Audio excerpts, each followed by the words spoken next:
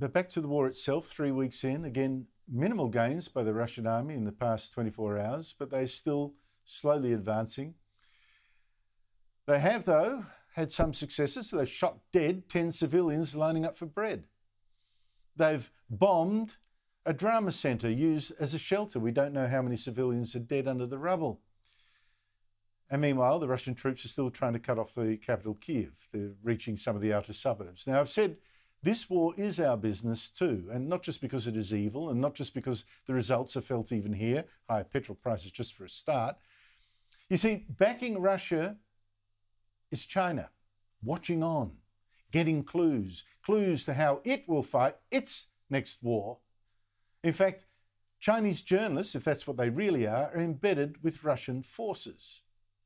Joining me from Kyiv is someone who was warning about China, who ran Ukraine's Free Hong Kong Centre, warning about China for some time. Suddenly now he has China's Russian allies bombarding his city. Arthur Kharytonov is president of the Liberal Democratic League of Ukraine. Arthur, thank you very much for your time. I appreciate you doing this, because I wonder, how safe is it right now in the street outside where you are? Good morning from Kyiv, if you could say that is good morning. Like right now I stay in Kyiv, and the situation here is, let's say, under control, because the army of Ukraine is doing their best to protect the city. And actually the team of Kyiv Mayor Klitschko are also doing a very great job. However, every night we could hear air raid alarms, and unfortunately Russia is attacking our civilian spaces, simple houses, and every day we have killed people. So the situation is under control, but still quite bad. Yeah.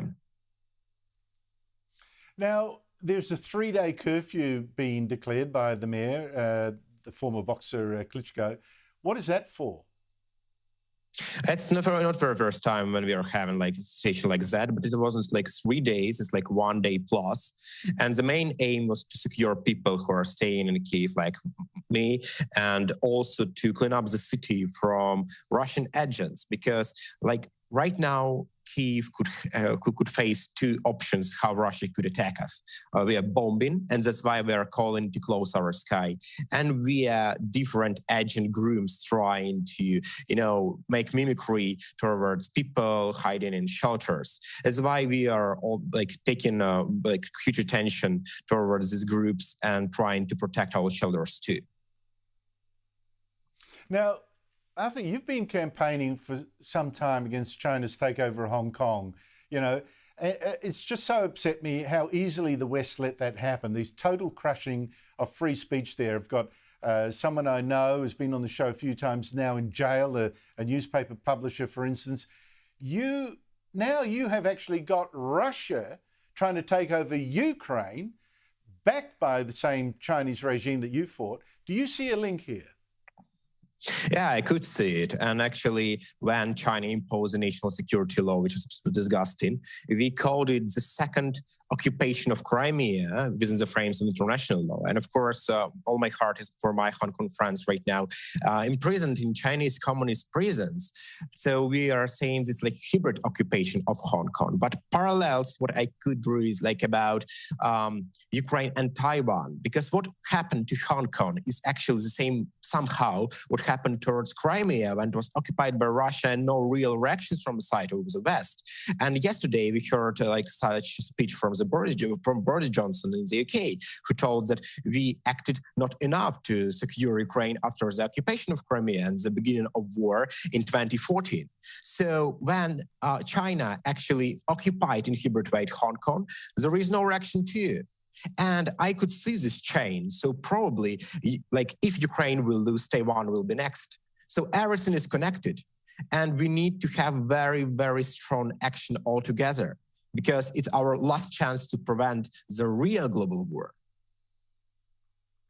Oh, I totally agree with you. I think more people need to see it is connected. We're involved. If Ukraine falls, we're not safe either.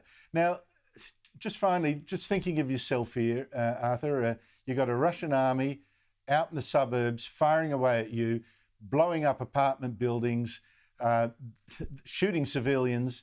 Are you scared? Like I think everyone is a bit scared, but like it was my decision to stay in Kyiv with my teammates and to do my best to help them to fight and also to engage all my international contacts to help Ukraine right now. So, all Ukrainians are feeling right now as the same body, and we are working together to secure our country, and not only Ukraine, but all Europe and all the democratic world. So I cannot say that I'm fully scared. I'm feeling more angry, and I really would like to see how we will punish Russia. Well, so would I.